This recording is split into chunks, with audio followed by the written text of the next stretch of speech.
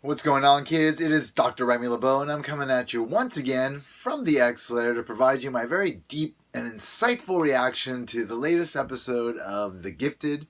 We had The Gifted Season 2, Episode 3 air tonight, and boy did the show redeem itself after last week. I was a bit harsh on the show last week. I felt that the storytelling was a little slow and that it wasn't really going anywhere. But this episode, it was kind of like the payoff for everything that happened last episode. It should have been like a 2-episode, 2-hour event, and then everything would have been fine. It just kind of felt like the things that were building up last week kind of, had their natural, exciting conclusion this week, or at least next level sort of storytelling stage. And it really satisfied me a lot. I'm going to start with the Morlocks. Clearly, we have the Morlocks. Like I mentioned last week, are we going to get the Morlocks? And it was questionable because we're not in New York, right? We're in D.C. And so, are there Morlocks outside of New York? Apparently there are. And this Morlock sect is being led by Urg. Urg is a Morlock. From the comics. Didn't play a huge role, but has been around since the 70s.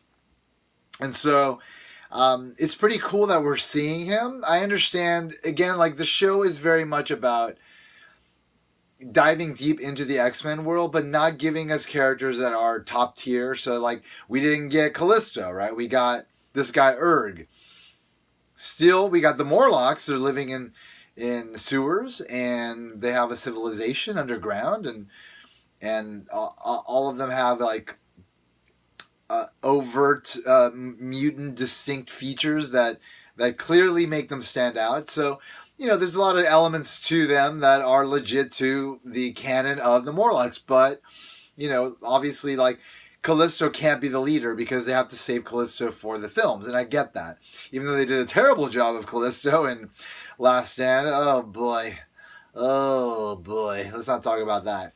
But anyway, super exciting. We finally got the Morlocks, but not just the Morlocks, man. We got this great. Well, first of all, the Morlocks storyline was not just the Morlocks storyline. It was also Thunderbird and Blink's storyline, and now Blink appears to be having some sort of interesting kind of relationship with the Morlocks with Urg. She's going to be a spy for them, apparently. So that's a pretty interesting kind of turn of events that I didn't see coming. I like it a lot. But we also had a couple of great story threads with obviously the reunion of Eclipse and Polaris finally. And how that all kind of went down, and it kind of led to this very explosive kind of climactic ending, which I liked a lot. It was really satisfying. The moment that Reva and Eclipse were going up against each other, and Eclipse was going up against the Cuckoos, I was like, yes! It was so exciting, It was real kind of mutant conflict in a television show, and I was living for it. I am still alive because of it. And of course the other storyline of the Struckers, right? With the father Strucker revealing that he has this mutant power. On top of having the Sentinel Services guy following him, actually tracking him down, and so that other storyline, which was also kind of interesting, interwoven into their storyline. Everything was working this episode. Every storyline worked. I really liked what happened with the Strucker father and the daughter, and how the power was revealed. That was exactly what I kind of want. I remember having maybe a passive thought about that. Well, what if his powers manifest during a sensitive time? What?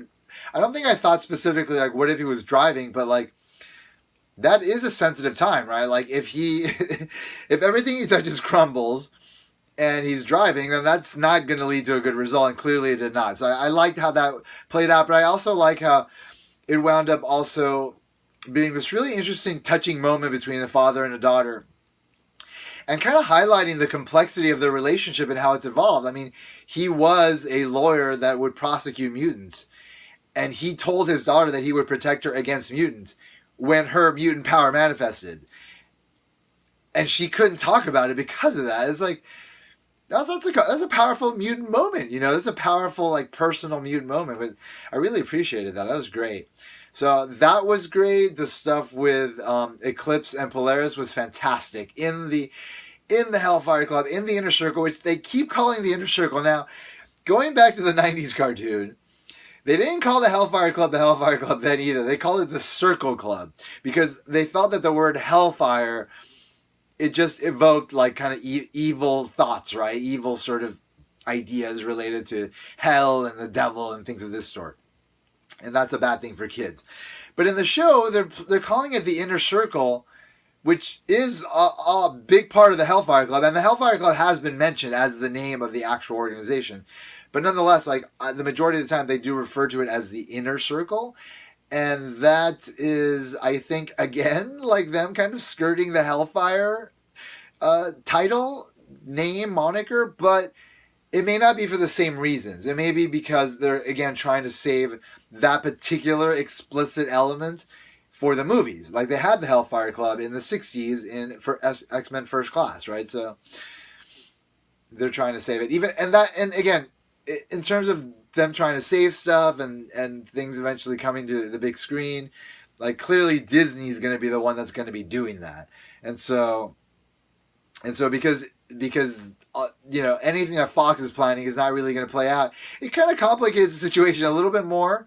But maybe Disney's already in full control and we don't even know it. And so the fact that they don't want to use the Hellfire Club, they don't want to use Callisto, is because like they have plans to actually introduce these elements in the right way in the iteration of the X-Men that will be part of the Marvel Cinematic Universe. Hey, that would be fucking dope.